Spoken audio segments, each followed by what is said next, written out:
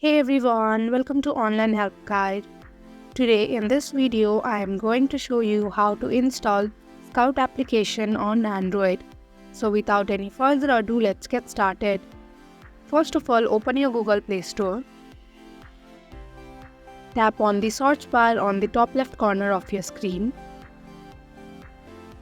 Type Skout. Tap on the search icon on the bottom right corner of your screen. Find the app. Once you find it, tap on Install button. Wait for the installation.